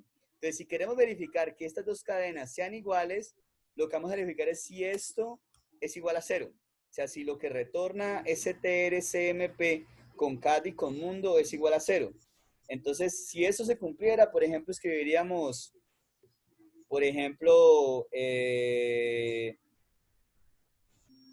algo así como es igual a mundo. Y un salto de línea y aquí imprimimos cat. Y si no, imprimimos simplemente no es igual a mundo. Como es de esperar, al ejecutar esto, al compilarlo, no hay ningún problema. Y al compilarlo, pues nos dice que hola no es igual a mundo. Cambiamos ligeramente el programa para que sí tenga la palabra mundo. Entonces decimos moon. Y entonces, al ejecutar nos dice mundo es igual a mundo. ¿Sí? Entonces, con esta función strcmp, pues podemos saber si son iguales o son diferentes. Entonces, recuerden, si son iguales, strcmp va a retornar 0. Si son diferentes, va a retornar un valor diferente de 0. ¿Es claro eso para todos? Sí, profe.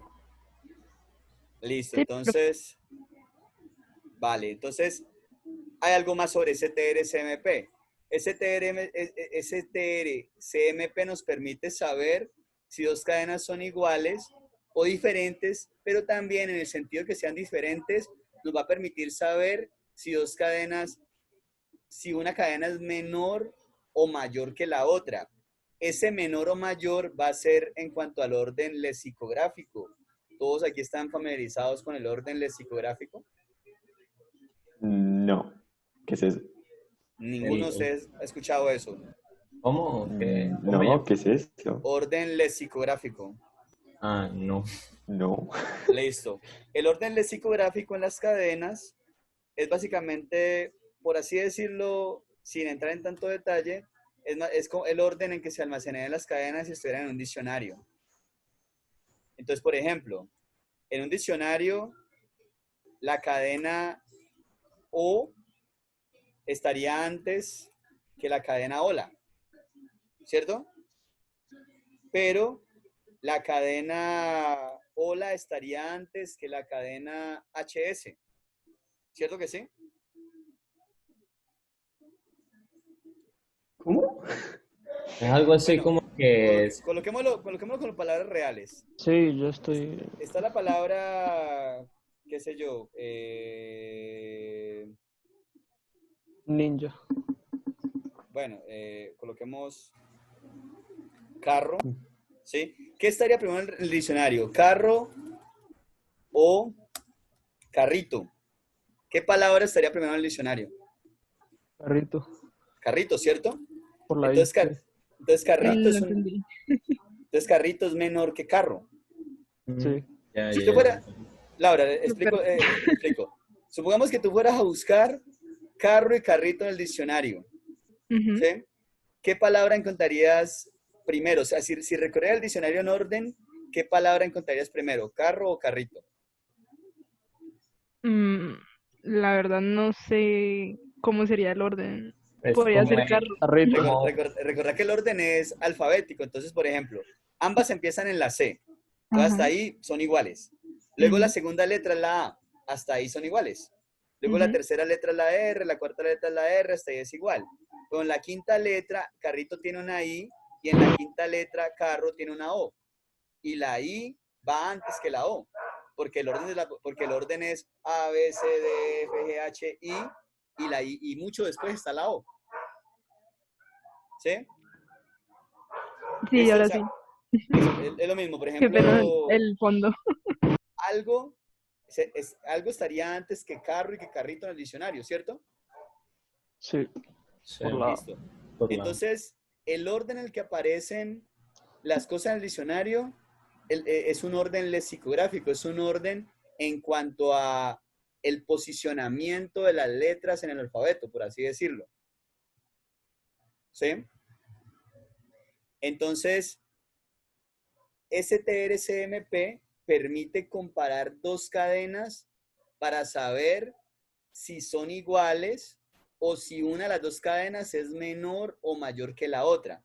Una cadena va a ser menor que otra cadena si esa cadena en un diccionario aparecería antes que la otra. Entonces nosotros podemos decir que algo es menor que carrito, porque en un diccionario algo aparecería antes que carrito.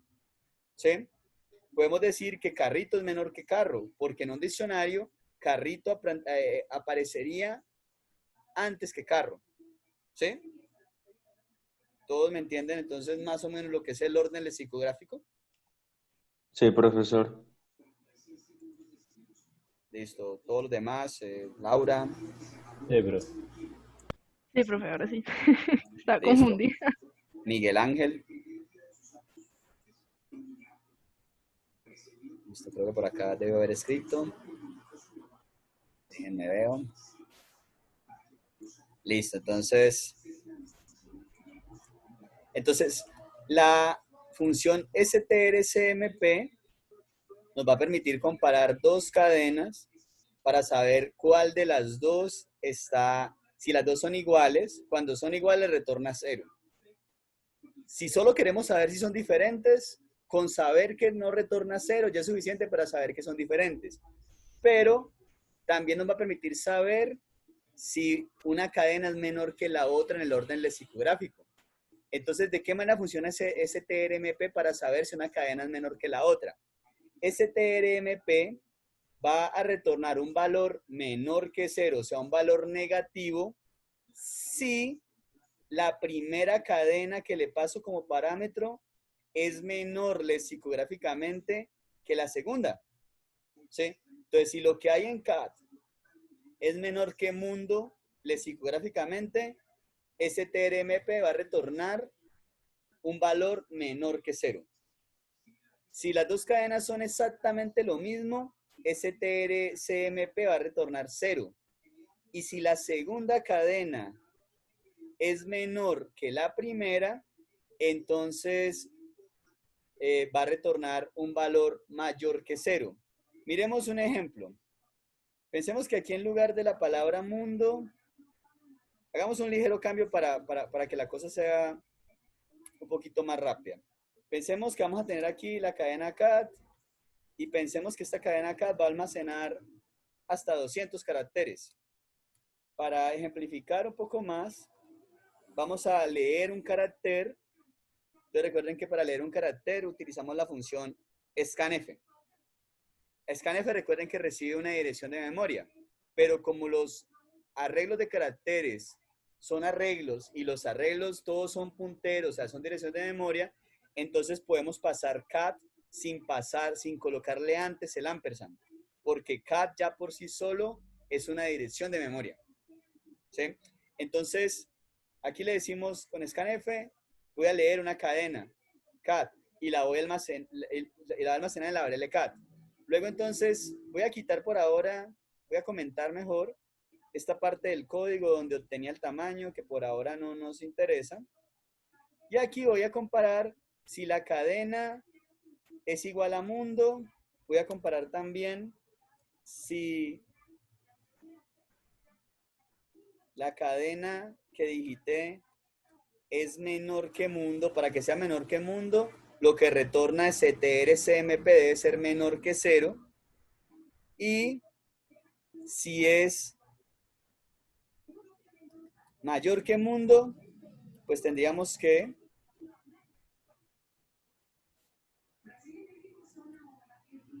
acá esto debería ser mayor que 0.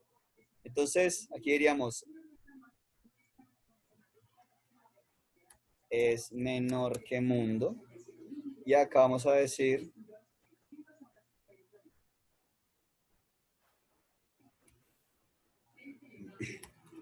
es mayor que mundo. Entonces vamos a compilar este programa. Y este programa inicialmente va a esperar que digitemos una cadena. Entonces digitamos la cadena hola. ¿Qué esperaríamos? Hola es menor que mundo de acuerdo a lo que explicamos de orden lexicográfico. Sí. Hola es menor que mundo, ¿cierto? Sí. O sea, hola aparecería primero en el diccionario que mundo. Entonces miremos. Entonces nos muestra, como es de esperar, nos muestra que hola es menor que mundo. Bueno, aquí como dejamos estos mensajes, eso solo podemos borrar. Y entonces, como es de esperar, si digitamos hola, nos dice hola es menor que mundo. ¿Sí? Si digitamos, por ejemplo, super no es menor que mundo, super es mayor que mundo. Entonces nos muestra super es mayor que mundo. Entonces, observemos aquí coloquemos lo siguiente, coloquemos un mensaje que imprime el valor retornado por strcmp con la cadena que le pasamos y mundo es, y aquí entonces le va a pasar un número entero, y aquí le digo, le paso cat, que va a ser lo que va a sustituir este porcentaje S que está aquí, y le paso lo que retorna strcmp con cat y con mundo. Entonces, compilemos esto. Entonces, observen, si le paso hola, observen que él dice, mire, el valor retornado por strmp con hola y mundo es menos 5. Entonces, cumple la propiedad que les había dicho. Si la primera palabra, que es cat, es menor que mundo, retorna un valor menor que 0. En este caso, retornó menos 5. Si, por ejemplo, le pasamos super, entonces diría, el valor retornado por strcmp con super y mundo es 6. Pensemos en otra palabra. Pensemos que le pasamos abracadabra. Entonces, observen que él nos dice el valor retornado por strcmp con abracadabra y mundo es menos 12. Observen que entre una aplicación de la función y otra no retorna el mismo valor. Aquí retornó menos 5, aquí retornó menos 12. De hecho, es fácil darse cuenta que el valor que retorna está asociado al tamaño de la cadena que le pasamos. Acá retornó 5, que era negativo de un valor más que el tamaño de la cadena. Aquí retornó 12, que es negativo de un valor más que el tamaño de esta cadena. Sin embargo, hay diferentes implementaciones de los compiladores de C y C++. Entonces, la exigencia para los compiladores que siguen el estándar es que la función strcmp retorne un valor menor que 0 cuando la primera cadena es menor que la segunda, que retorne 0 si las dos cadenas son iguales y que retorne un valor mayor que 0 si la segunda cadena es mayor que la primera. ¿Sí? Entonces, este digamos que es el funcionamiento general de la función strcmp. ¿Está claro para todos? Profe, ¿Sí? ¿me podría recordar dónde es que sale el -5, el 6 que aparece Bueno, del valor original? aquí digamos que, digamos, lo único que podemos tener seguro sobre cómo trabaja el strcmp, digamos, aquí el -5 se está obteniendo porque es el segundo parámetro que le estamos pasando a printf y es el valor con el cual estamos sustituyendo porcentaje d. Entonces, estamos sustituyendo este porcentaje d con lo que retorna strcmp con cat y con mundo. Y lo que está retornando en este caso es -5. ¿Ya? Lo que retornó cuando le pasamos a abracadabra era -12. Entonces, lo que tenemos es que strcmp retorna un valor negativo cuando la primera cadena que le paso es menor que la segunda. Y retorna un valor positivo cuando la primera cadena que le paso es mayor que la segunda. ¿Sí? Ah, ok. ¿Listo? Listo. Ujú. Entonces, ¿está claro para todos cómo trabaja el strcmp? Sí, Sí, profe. profesor. Listo. Entonces, está claro el strlen, está claro cómo se almacenan las cadenas, cómo se trabaja con cadenas, lo visto hasta ahora de manejo de cadenas en C. Sí, profesor. Listo. Sí. Entonces, la idea es, obviamente, en las siguientes semanas continuar con las charlas. Sí. Entonces, observen que ya empezamos a meternos con programación. Para la siguiente semana vamos a tratar de hacer más cosas de programación, pero me gustaría ya a partir de la próxima semana, digamos que ojalá ustedes puedan, o sea, después de la charla, dejarles algún tipo de asignación, pero no una asignación como si fuera una tarea, un trabajo y que sea una razón para que usted le coja pereza a esto, sino algo que usted entienda que es importante hacer porque no se puede aprender a programar solo mirando, solo escuchando. Entonces, van a ser algunos ejercicios sugeridos que el hecho de que ustedes lo realicen va a evidenciar, va a permitirles estar seguros de que están entendiendo. O sea, practicar y darse cuenta que se han entendido. Entonces, la idea sería que ojalá esta semana, pues ustedes, los que ya instalaron 6 semanas más, bien, y los que no lo han instalado, de pronto que lo instalen, que revisen el video, el primer video que se hizo de la clase de Robin, donde explicaba cómo instalarlo en 6 semanas más, cómo instalarlo en Windows, si está utilizando Linux y no sabe cómo instalarlo, entonces me puede escribir un correo y yo lo asesoro. ¿Sí? Entonces que ojalá para la siguiente semana sería bueno que ya todos tengan, digamos, 6 semanas más en sus computadores y ojalá que ya hayan corrido algunos ejemplos de los que hemos visto en estas charlas o alguna cosa que se le ocurra a usted, ¿sí? Para ojalá en la próxima semana, digamos, después de lo que les explique la semana que viene, pues podamos empezar a avanzar un poco más. Entonces, la semana que viene vamos a avanzar un poquito más en esto que tiene que ver con entrada y lectura de datos, o sea, lo que hacemos por ahora con scanf y con printf. Y también vamos a empezar a ver algo que tiene que ver con ordenamiento en listas, en arreglos, y ya vamos de pronto a acercarnos, a movernos hacia C++, ¿sí? Entonces la idea es la próxima semana ver algunos problemas y mostrar la solución, explicarla, y al final de la sesión, pues proponer algunos ejercicios. Obviamente esos ejercicios no tienen ningún carácter de obligatoriedad, ¿sí? Es simplemente ejercicios sugeridos, cualquiera de ustedes que no lo quiera realizar, no hay problema. Sin embargo, la sugerencia es que lo realice porque realmente es lo que siento que les va a permitir estar seguros de que han entendido.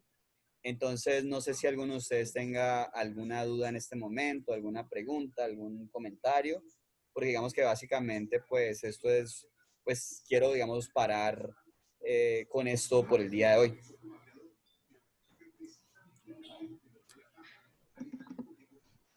Profe, ¿Sí? en el inicio de la clase cuando mencioné de dónde publican los videos, pues yo en la anterior charla, pues yo le había enviado, justo cuando terminó, pues yo le envié el correo de que sí me interesaba pues recibir todos estos links de los videos, sin embargo, creo que nunca recibí respuesta, ¿Tú me lo entonces, enviaste? Déjame reviso. o quizás lo envié al correo que no era. Sí, ¿me puedes indicar a qué correo lo enviaste? Es que no recuerdo haber... No, es que no me llegó ni... O sea, yo recibí correos de algunos la semana pasada, pero no tuyo. Hmm, déjame, miro. O sea, mi correo es así pegado, carlosalbertoramirez@javerianacali.edu.co. Así Entonces pegado, creo que sin espacios, sin mayúsculas, sin nada especial ahí. Así como suena, Carlos Alberto Ramírez pegado. De hecho, déjame lo copio, bueno, no sé si alguien lo copió por acá. pues mandaron el link de Reddit. Ah, bueno, sí, ese es el link que mandó Robin, es el link donde van a estar publicados todos los enlaces que utilizamos en las diferentes charlas. Allí también pueden escribir dudas, comentarios, y yo, digamos, o sea, los demás integrantes del semillero y yo vamos a responder lo que ustedes envíen por allí. También, si prefieren, me pueden enviar un correo, pero digamos que al escribirlo por allí van a tener más fuentes de ayuda, porque allí les voy a poder responder yo, pero también le va a poder responder alguno de los otros integrantes del semillero. Entonces, no sé, Robin está levantando la mano, entonces le doy la palabra a Robin. También ya estoy en la creación del servidor pues en Discord del semillero. Pues ahorita le quería mostrar como lo que estuve trabajando ayer, si mal no recuerdo. Ayer o antier estuve trabajando un poquitico y le quería mostrar. Pues Ah, ahora, bueno, ahorita lo podemos mirar, sí, ahorita que termine la charla lo podemos mirar. Sí, entonces, digamos, por ahora la información está en Reddit. Luego la idea es movernos a otra plataforma que se llama Discord. Sí, luego les informaremos sobre ello. Entonces, por ahora, accediendo a este enlace, al enlace que envió Robin, pues, pueden acceder a la información. Sin embargo, igual como la información con el link para la charla y todo eso, lo envío es al correo de Outlook. Entonces te envío acá, Laura, mi correo de la Javeriana, Por favor, gracias. que es el correo donde puedes escribir para agregarte al grupo de Outlook. Listo, profe, ¿Listo? gracias. Entonces, sí, realmente tal vez escribiste algo mal por allí, por eso no me llegó. ¿Sí? Entonces, listo. Entonces, no sé si alguien más tenga alguna duda, algún comentario. profesor, ¿Sí? era para preguntarle, ese IMAX que está utilizando, ¿cuál es o cómo lo configuró? Ah, bueno, lo decís por el fondo oscuro, ¿cierto? No, y también porque yo instalé IMAX, pero se me instaló, en vez de, no sé si es IMAX o instalé BIM, porque es más como una Bueno, clase de BIM lo que tengo instalado. sí, cuando uno, bueno, yo no sé si tengo BIM aquí en mi computador, creo que no lo tengo. Bueno, realmente este de acá es IMAX, ¿sí? Entonces, Sí. realmente este, como tal, es el que instalé directamente desde la línea de comando, o sea, el que instalaría en Linux sería sudo apt-get install App get de IMAX, install. de IMAX, Sí, creo sí, que sí, sí. ¿Ya? Pero cuando lo instalas, pues él por defecto no viene así, porque viene con el fondo blanco y con otras cosas que yo he ido quitando, ¿sí?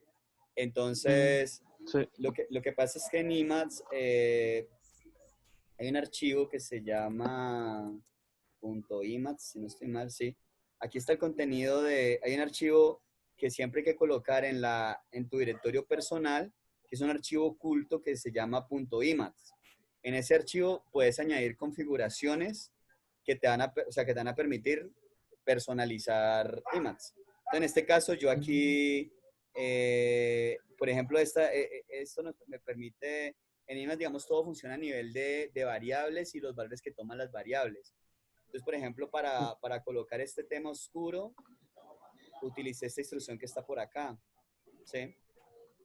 Las otras, no recuerdo bien. Ah, bueno, esta que está aquí abajo es una instrucción que permite, sucede que Emacs por defecto te crea copias de seguridad de todos los archivos. Entonces, cuando empiezas a trabajar con Emacs, te empieza a dejar puros archivos con extensión, el nombre de tu archivo y un cosito de la ñ. Entonces, te llena tus directorios de esos archivos. Entonces, esos archivos es bueno tenerlos porque Emacs los utiliza para recuperar información.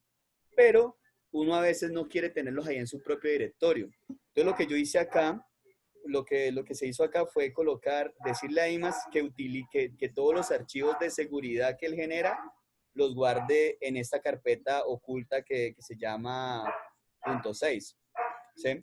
Entonces, digamos, para que no te genere copias de archivos allí en tu propio directorio. Si quieres me envías un correo, yo te puedo compartir este archivo para que pues, te bases sobre para configurar el Emacs si lo instalas. Sí, ¿Sí? ¿Vale? Entonces sí, me bueno. envías un correo y yo te envío el archivo o te copio el contenido del archivo para que ¿sí? Lo importante es que es un archivo que se debe llamar .emacs. Emacs está oculto en el... Está oculto. O sea, el punto en los nombres de los archivos en Unix, o sea, en Linux, en Unix, es lo que dice que está oculto. Sí. Entonces por eso el nombre es .emacs y no debe tener ninguna extensión, debe llamarse así tal cual y es el archivo que te va a permitir configurar tu Emacs. ¿Sí? Sí. ¿Listo? Bueno, Entonces, vale. Listo. No sé si alguien más tiene alguna pregunta. No, profe. Vale, entonces, bueno. Entonces, si alguno, como les digo, si alguno de ustedes, digamos, no desea luego hacer las asignaciones que coloque, no hay ningún problema. Ojalá que sí, ¿cierto? Pero es completamente libre digamos, de la disposición para hacer los ejercicios para aprender. Entonces, vamos avanzando, pero en la medida que lo importante es que todos estén entendiendo y que vayamos avanzando y la cosa se va a empezar a poner interesante, vamos a empezar a hacer cosas más desafiantes, más interesantes, que nos van a permitir aprender más del lenguaje, más de cómo programar. Entonces, es importante que lo visto hasta aquí esté claro.